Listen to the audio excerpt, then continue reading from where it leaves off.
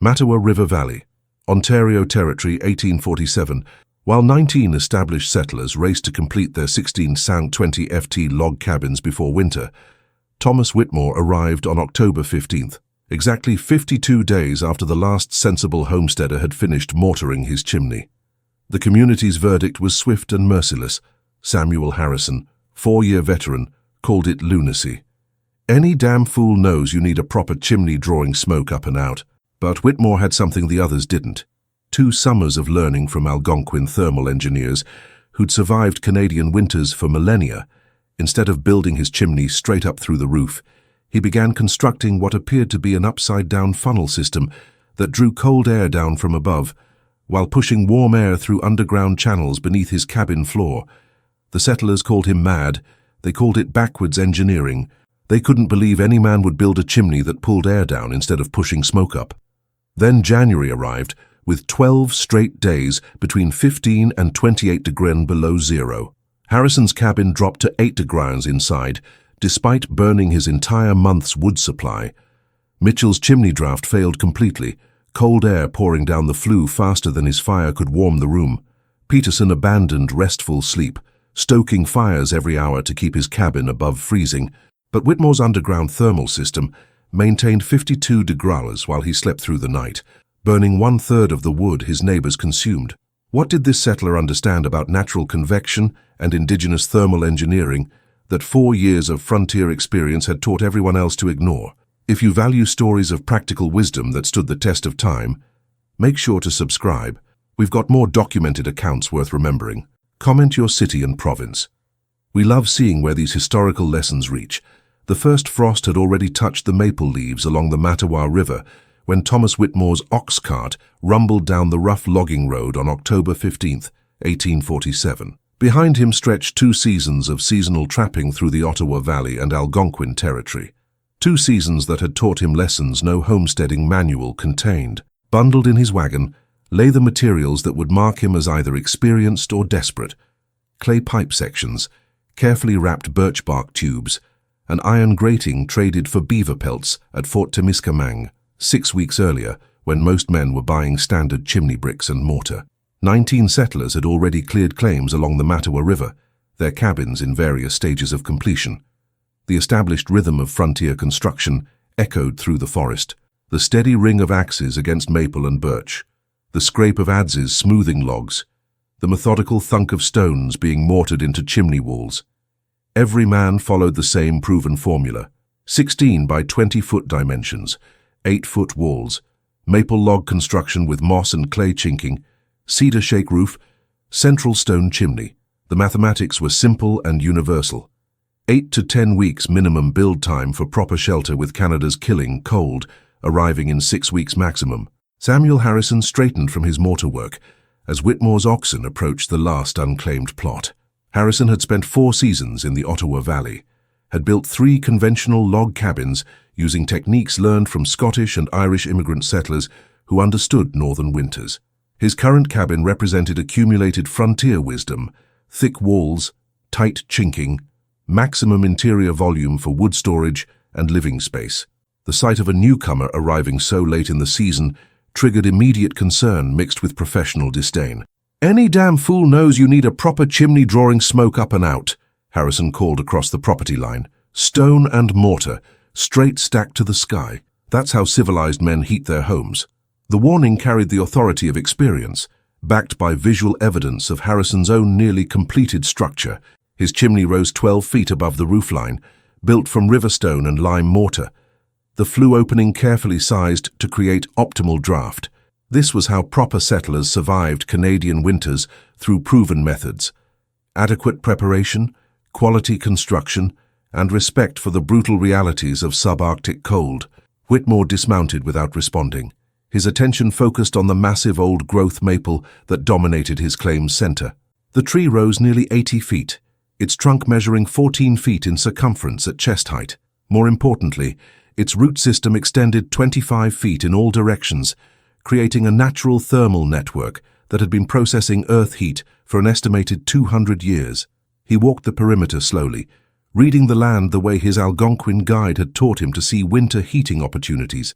"This tree's been managing heat longer than White's been in Canada," Whitmore finally replied, running his hand along the deeply grooved bark. The comment drew laughter from David Mitchell, whose own cabin chimney was already drawing well in test fires. Mitchell had arrived from Nova Scotia with solid masonry skills and 3 seasons of Ottawa Valley homesteading experience. His construction followed textbook frontier specifications, conventional stone chimney methods that maximized heat output while ensuring safe smoke evacuation. Even Indians build their fires normal, smoke going up, called Robert Peterson from his worksite 150 yards upstream. Peterson was finishing his second Canadian winter, having survived his first in shared quarters with more experienced settlers. His current cabin represented everything he'd learned about extreme cold weather construction: thick walls, proper chimney draft, adequate ventilation to prevent dangerous smoke accumulation. The idea of any alternative to proven heating design struck him as dangerous inexperience. But Whitmore had spent the previous winter in an Algonquin winter lodge, sharing quarters with an Omami-Winini family when his conventional shelter failed during a February blizzard. The experience had taught him that indigenous thermal engineering represented centuries of tested solutions rather than primitive methods. Underground heat distribution worked with natural convection patterns, Earth's stable temperature below the frost line, thermal mass of living wood, and natural air circulation systems rather than fighting environmental conditions through brute force and constant fuel consumption. The technical divide was fundamental. Conventional frontier wisdom demanded maximum heat generation through large fires and tall chimneys that created strong drafts to pull smoke upward. Multiple families had died from smoke inhalation in cabins with inadequate chimney draw. Harrison's design prioritized this lesson, creating a 12-foot chimney with 8-inch flue opening, the calculated minimum for safe smoke evacuation. His central fireplace, positioned against the exterior wall, maximized usable floor space while ensuring proper draft. Whitmore's alternative prioritized thermal circulation over smoke evacuation. His Algonquin guide had explained the physics during their birchbark conversations at Fort Temiskaming. Air naturally circulated in predictable patterns when temperature differentials were properly managed.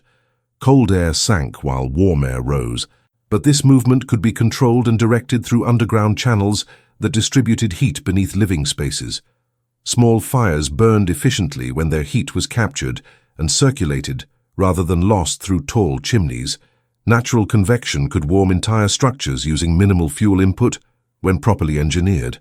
"You're building a death trap, fool," Harrison shouted as Whitmore began laying out what appeared to be an inverted chimney foundation. The construction revealed the complexity of Whitmore's planning. A central fire pit, sunk 18 inches into the ground, surrounded by a network of clay-lined channels that extended beneath the planned cabin floor. The chimney consisted of multiple intake tubes that would draw cold air down from above, while warm air was pushed through the underground distribution system. The established settlers paused their own work to watch this apparent madness in progress. Mitchell set down his trowel, genuinely concerned that he was witnessing a man's mental breakdown under construction pressure. Peterson abandoned his roof work to get a closer look at what appeared to be the most dangerous heating system he'd ever encountered. Even Harrison stopped mortaring to stare across the property line, torn between professional obligation to help a fellow settler and complete bewilderment at methods that violated every principle of safe home heating. Whitmore ignored their commentary, focused on the thermal engineering beneath his planned cabin site. 2 centuries of decomposed maple leaves had created a naturally insulating duff layer 16 inches thick, followed by well-drained sandy loam that showed no signs of seasonal water accumulation. The tree's root system had stabilized this soil for generations, creating exactly the foundation that conventional heating systems achieved through extensive excavation and drainage work. By evening, Whitmore had excavated the entire underground thermal network, 18 inches down across a 20-exact 16-foot grid. The work revealed the precision of his planning. Major channels followed natural soil contours. Minor passages created air circulation loops that would distribute heat evenly. The massive maple trunk would provide thermal mass that absorbed heat during the day and released it slowly through the night. Harrison's final comment of the day carried across the darkening valley. 6 weeks till killing cold, and you're still playing with dirt channels like a child digging irrigation ditches. October 16th, dawned clear and bitter, the first hard frost silvering the valley grass. As Whitmore continued his excavation with systematic precision, his iron-tipped spade bit through the duff layer with surprising efficiency, revealing soil composition that validated every calculation his Algonquin guide had shared during their summer trading sessions. The decomposed maple leaves gave way to sandy loam that crumbled perfectly in his hands, well-drained earth that showed no signs of seasonal water retention or frost heave damage. Harrison emerged from his cabin at sunrise, coffee steaming in the frigid air, and found himself drawn to watch the methodical construction of what he considered the most dangerous heating system ever attempted in the Ottawa Valley. Day 2 of the Fool's Suicide Project, he announced loudly enough for Mitchell and Peterson to hear across their respective claims. The commentary had become morning ritual, a mixture of genuine concern and professional bewilderment at techniques that violated every principle of safe frontier heating. By noon on October 18th, Whitmore had completed the underground thermal network, his excavation revealing the critical discovery that would vindicate his entire approach. The soil temperature at 18 inches depth measured exactly 42 degrees, precisely what traditional Algonquin knowledge had promised. Below the frost line, Earth maintained consistent temperature regardless of surface conditions, creating a natural heat reservoir that conventional heating systems ignored completely. The massive maple trunk provided thermal mass that would absorb heat during brief warming periods and release it slowly during temperature drops. Mitchell abandoned his chimney work entirely by the afternoon, fascination overcoming his schedule pressure as he watched Whitmore line the underground channels with birch bark tubes and clay pipe sections. Major channels directed airflow from the central fire pit to the cabin's perimeter, their placement following natural thermal convection patterns that had functioned effectively for centuries. Minor passages formed circulation loops throughout the underground network, providing heat distribution that no conventional fireplace could match. The tree's living wood maintained higher temperature than cut lumber, adding thermal mass that would store and release heat throughout the winter months. "Even badgers got more sense than that homesteader," Peterson called from his claim, but his tone carried less certainty than previous days. The excavation revealed engineering sophistication that challenged assumptions about primitive heating methods. Whitmore had mapped the thermal network like an underground blueprint, air intake points positioned to capture cold air from above, circulation channels designed to warm air as it moved through the system, and exhaust vents that would release heated air into the cabin's living space. Every element of the design worked with existing natural thermal dynamics rather than fighting them through brute force heat generation. October 19th brought the cabin construction phase that would test Whitmore's understanding of thermal integration and structural engineering. 16 maple logs, each 10 inches in diameter, formed the cabin walls above his underground heating system. These foundation logs sat directly on the thermal network, creating an integrated system where the building itself became part of the heat distribution mechanism. The engineering represented traditional Algonquin knowledge, refined through generations of northern heating technology. The cabin floor consisted of split birch planks, with strategic gaps positioned directly over the underground heat channels. Whitmore installed each plank individually, testing for proper air circulation beneath the living surface. The gaps allowed warm air from the underground network to rise naturally into the cabin's interior, while preventing heat loss through conventional floor construction. The precision of this traditional technique impressed even Harrison, whose construction experience recognized sophisticated thermal management when he saw it. But the most innovative element was Whitmore's upside-down chimney system. Instead of a conventional flue that pulled smoke upward, his design featured multiple intake tubes that drew cold air down from above the roofline. These tubes connected to the central fire pit through a complex baffle system that used the temperature differential between cold outside air and warm underground air to create circulation. As cold air sank through the intake system, it displaced warm air that had been heated by the underground fire, forcing heated air up through the floor gaps into the living space. "Day 4 of watching a man build his own crematorium," Harrison muttered, but his daily commentary now carried undertones of uncertainty. The chimney system displayed thermal engineering knowledge that challenged his assumptions about proper heating methods. Peterson had stopped making jokes entirely, genuinely puzzled by heating techniques that seemed simultaneously primitive and sophisticated. Mitchell openly admitted confusion, telling Harrison that the air circulation system showed better understanding of thermal dynamics than some conventional fireplaces he'd seen fail during intense cold spells. The intake system revealed the most sophisticated element of Whitmore's thermal engineering: 6 clay pipes, each 4 inches in diameter, extended from above the roofline down to the central fire chamber below ground level. These pipes created a natural circulation system. Cold air entered from above, was heated as it passed through the underground fire chamber, then rose through the floor gaps as warm air while drawing more cold air down through the intake system.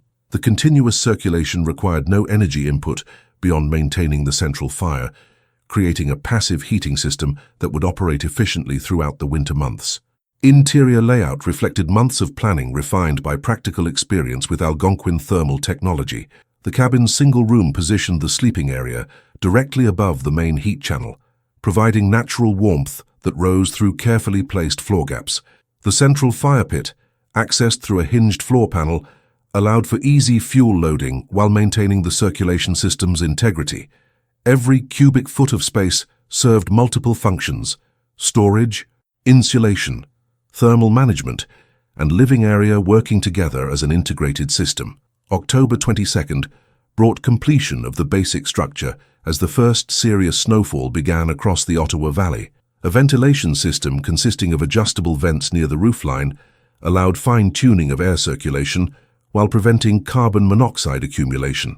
The technique copied Algonquin methods that Whitmore had studied during his winter with the Omamiwinini family, where proper ventilation prevented both suffocation and excessive heat loss. Harrison called across the property line one final time as snow began falling in earnest. "Still time to build something that won't kill you, fool." But his voice carried less conviction than previous days. The completed structure displayed thermal engineering principles that challenged 4 years of frontier heating experience. The killing cold struck without warning on November 12th, transforming the Mattawa River Valley from autumn homestead to Arctic battlefield in less than 12 hours. Temperature plummeted 45 degrees between dawn and midnight, dropping from a manageable 25 degrees to a bone-crushing 20 below zero. Wind reached sustained 40 mph, with gusts hitting 65, driving 32 inches of snow horizontally across the exposed settlements. Even by northern Ontario standards, this represented an unusually early and severe storm that caught established settlers with incomplete winter preparations. Harrison's cabin, which had seemed adequately heated just days earlier, immediately revealed critical weaknesses under the assault of genuine Arctic conditions. His carefully built stone chimney began losing draft efficiency within hours as temperatures dropped, creating backdraft problems that filled the interior with smoke while failing to maintain adequate heat. The central fireplace, positioned to maximize floor space, proved inadequate against the thermal demands of sustained sub-zero conditions. Despite burning through 12 cords of split maple per week, nearly triple his calculated winter supply, interior temperatures struggled to reach 20 degrees. Mitchell's cabin suffered even more dramatic failures as the storm's full fury revealed fundamental flaws in conventional heating methods. His chimney draft reversed completely during wind gusts, forcing smoke back into the cabin while cold air poured down the flue. The large fireplace that had seemed impressive during mild weather now became a liability, allowing precious heat to escape up the chimney faster than wood could be burned. With interior temperatures dropping to 12 degrees despite constant fire maintenance, Mitchell abandoned his shelter on the storm's second day, seeking emergency refuge with Peterson. Peterson's cabin, representing the most sophisticated conventional heating in the settlement, demonstrated the inherent limitations of standard frontier heating principles when confronted with extreme conditions. His 8x12-foot interior, designed to accommodate adequate wood storage and living space, became impossible to heat under genuine survival conditions. The high ceiling that provided comfortable headroom during mild weather now allowed precious heat to rise away from the living area, creating temperature stratification that left floor level at 15 degrees while ceiling temperatures reached 35 degrees. The large interior volume that seemed advantageous during construction now required massive fuel consumption to achieve even marginal warmth. Meanwhile, 200 feet away and 18 inches underground, Whitmore's thermal circulation system, maintained interior conditions that defied every expectation of frontier heating wisdom. On November 12th, with outside temperatures at 18 below zero, his cabin registered 49 degrees.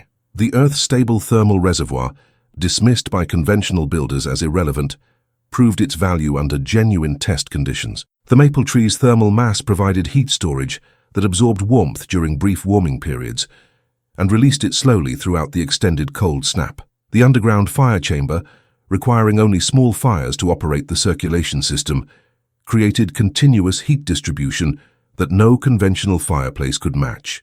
The scientific principles underlying Whitmore's success became evident as the storm continued. Earth below the frost line maintained its 46-degree baseline regardless of surface conditions, creating a natural heat foundation that above-ground heating could never access.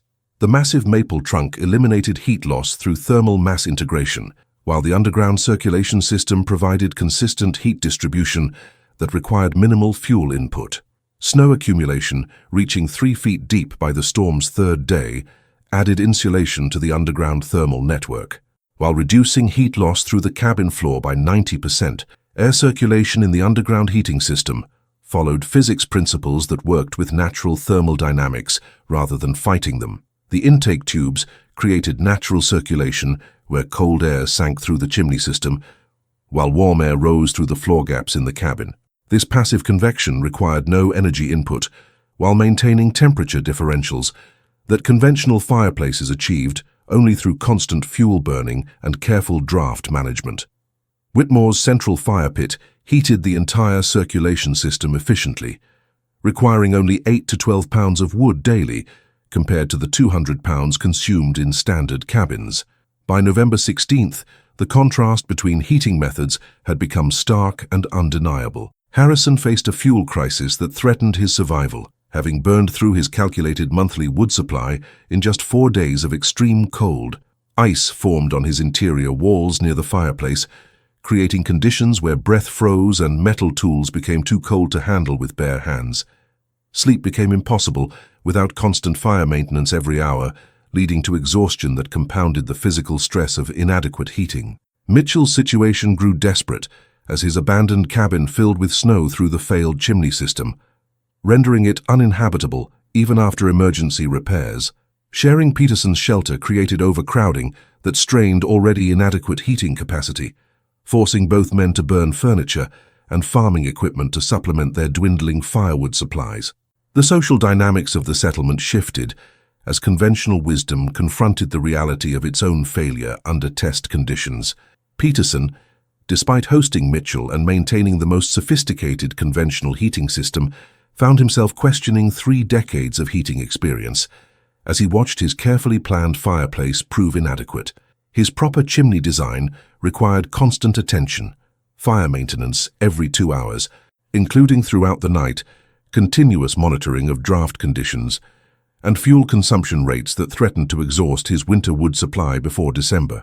The physical and mental exhaustion of maintaining marginal survival conditions in an inadequate heating system began taking its toll on all 3 conventional builders.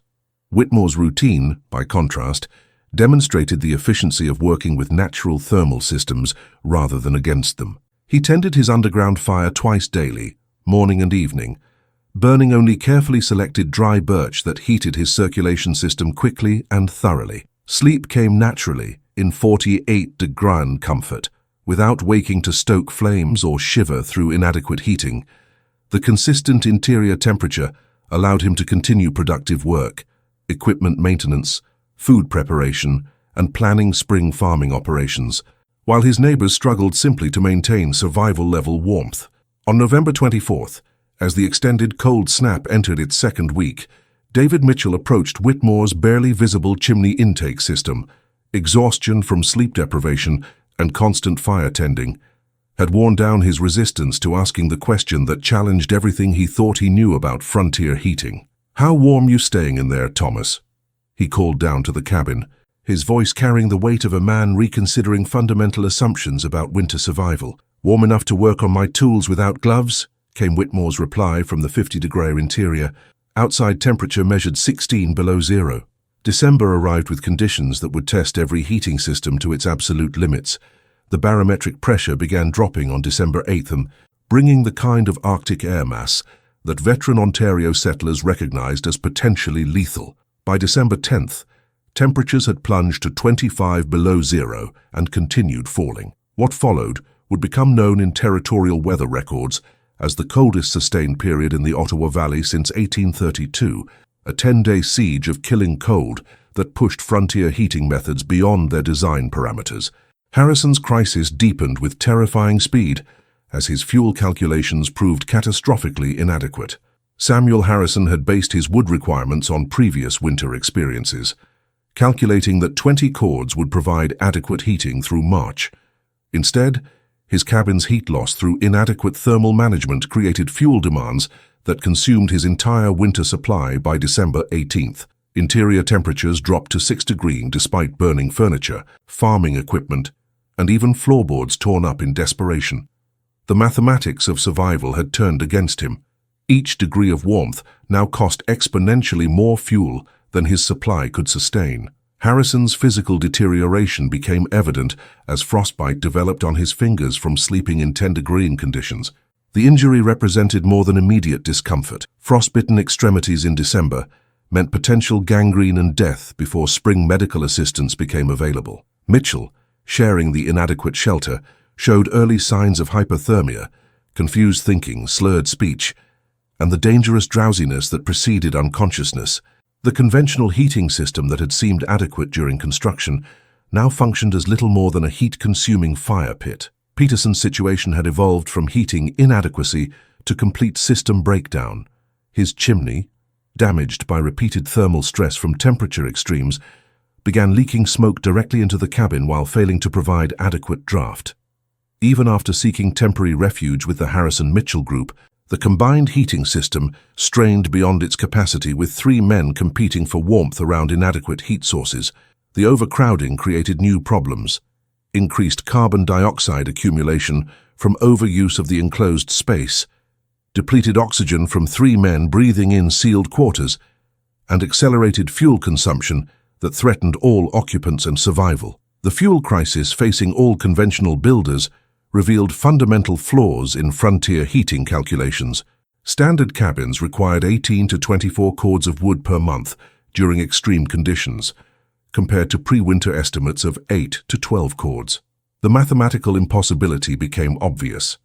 No settler had cut enough wood to sustain conventional heating through extended Arctic conditions. Desperation drove them to burn tools, furniture, structural elements from their own shelters, and even personal belongings that represented months of accumulated wealth and labor.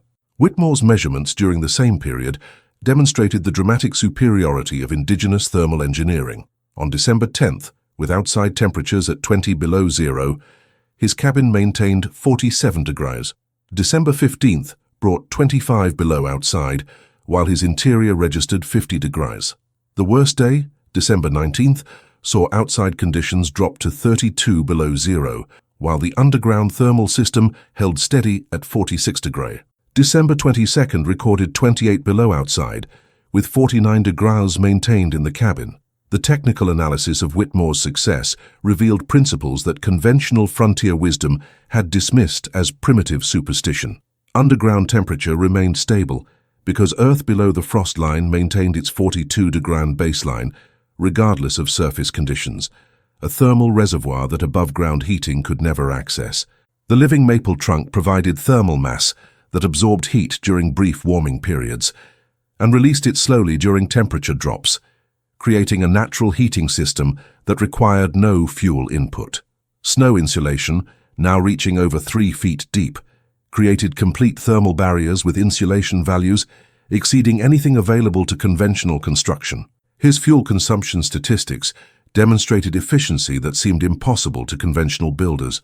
Whitmore used 2.1 cords total through December, while conventional cabins burned 18 to 24 cords, attempting to maintain barely survivable conditions. December 19th brought the breaking point for conventional heating methods. Samuel Harrison, facing immediate death from hypothermia and fuel exhaustion, made his way through 32 below conditions to Whitmore's cabin entrance. The act represented complete abandonment of 4 years of frontier heating wisdom and professional pride. "Thomas, we're in trouble," Harrison called to the cabin. "Can't keep warm enough to live." The admission carried weight beyond immediate crisis, a recognition that fundamental assumptions about winter heating had proven wrong under test conditions. Whitmore emerged from his 46-degree cabin into 32 below air, demonstrating temperature differentials that exceeded what Harrison experienced between his failing heating system and the outdoors. The visual evidence was undeniable. Whitmore worked barehanded for several minutes, while Harrison couldn't remove his gloves without immediate frostbite risk. The thermal circulation system dweller showed no signs of cold stress, moved normally, and displayed the physical condition of a man living in heated comfort rather than fighting for survival. The technical explanation Whitmore provided represented centuries of Algonquin thermal engineering refined through generations of winter survival. Earth's stable temperature created a natural heat foundation. The thermal mass of living wood stored and released heat efficiently. Snow insulation eliminated heat loss through proper system design.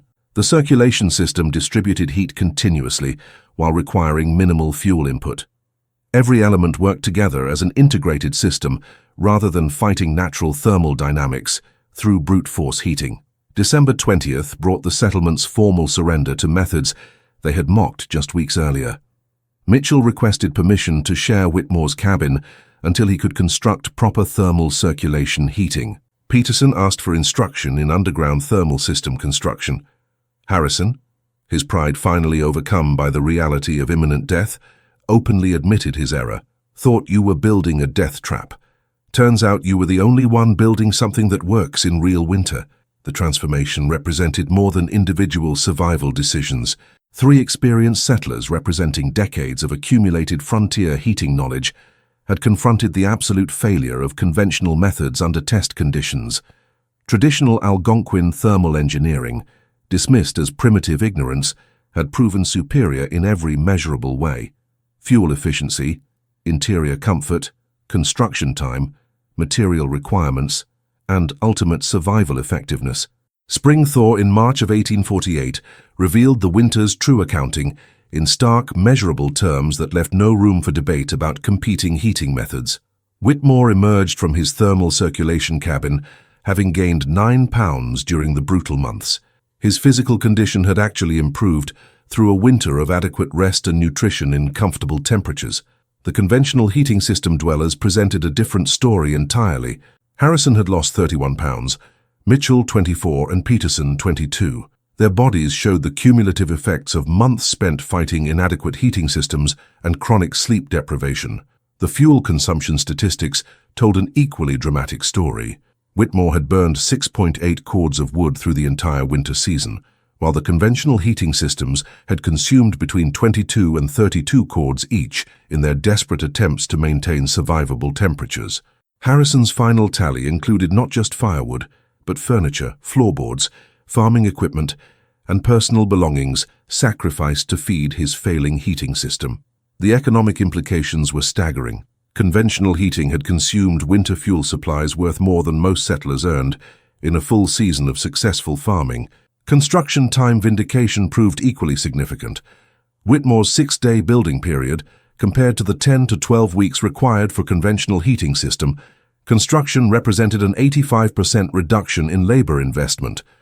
Material efficiency statistics were even more dramatic. His thermal circulation system used 75% less lumber than standard heating installations, required no purchased materials except basic clay pipes and birch bark, and demanded zero maintenance throughout the winter season.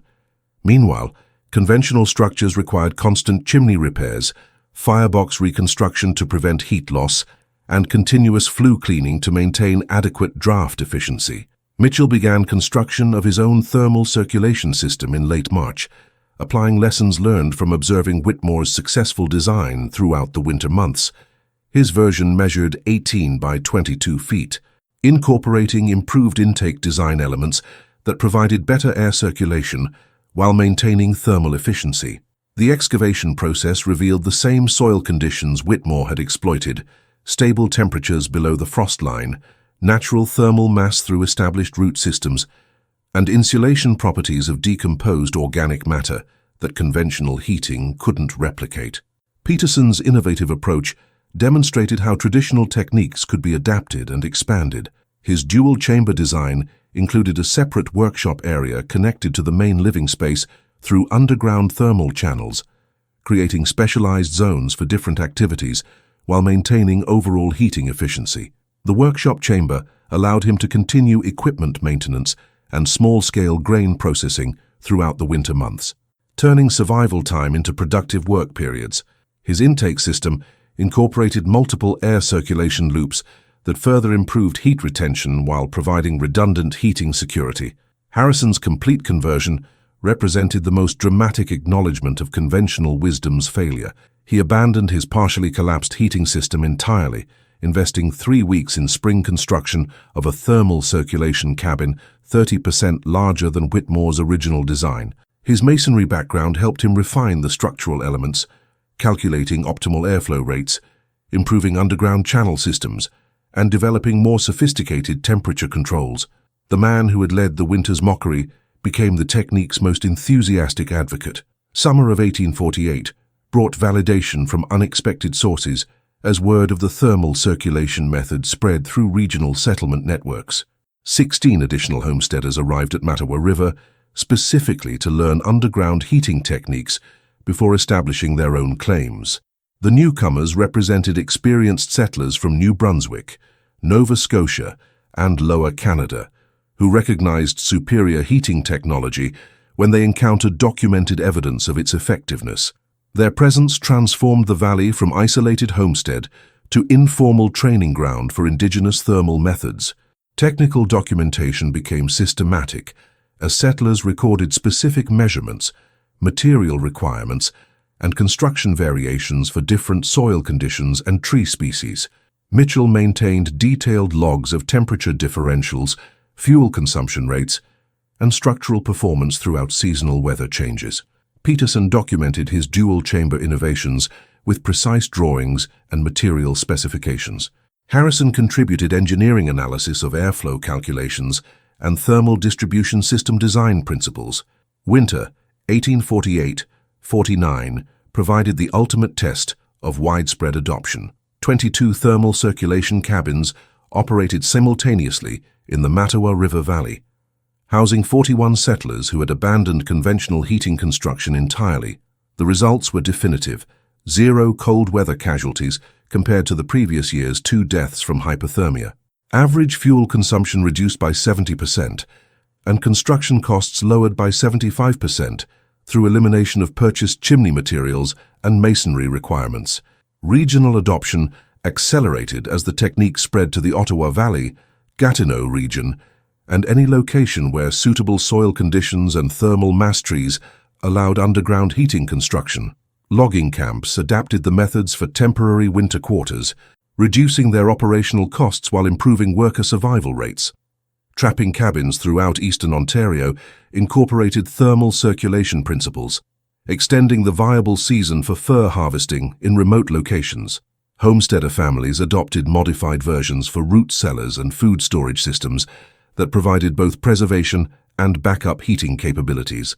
The Ontario Historical Society began preserving detailed records of thermal circulation construction techniques in 1852, recognizing their significance to regional settlement patterns and survival technology development. Museum displays documented the thermal principles, construction methods, and historical impact of indigenous engineering knowledge adapted by frontier settlers.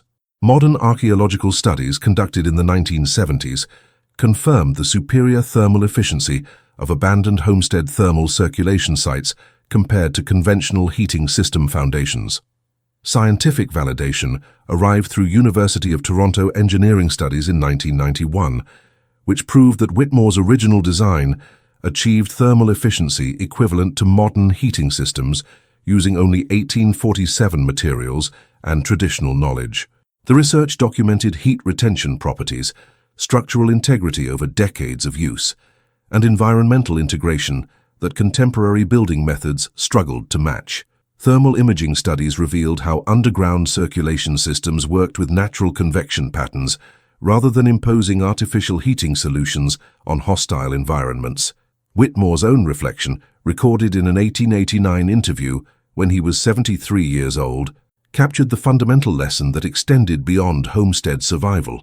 Wasn't about being smarter than other settlers, he explained to the Ontario Pioneer History Project, was about listening to people who'd survived Canadian winters for centuries before we got here. Algonquins didn't build circulation systems because they were primitive. They built them because they worked. The statement summarized a principle that influenced modern geothermal heating, passive solar design and thermal mass applications throughout the 20th century. Between 1847 and 1875, documented records showed thermal circulation cabins saved 23 lives in Ontario settlements, prevented countless cases of cold weather injury and hypothermia, and established heating techniques that influenced frontier building practices throughout eastern Canada. The legacy extended beyond immediate survival benefits to demonstrate how traditional knowledge systems, dismissed as primitive by conventional wisdom, often contained sophisticated solutions refined through generations of practical testing under genuine survival conditions.